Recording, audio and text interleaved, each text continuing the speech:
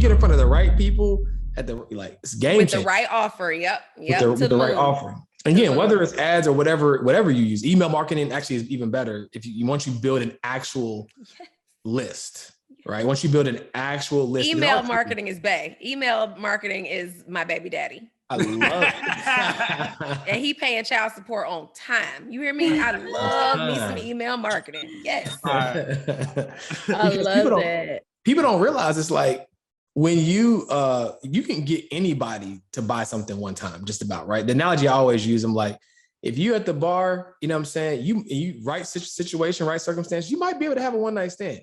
But the question is she gonna call you back? Nope. Right?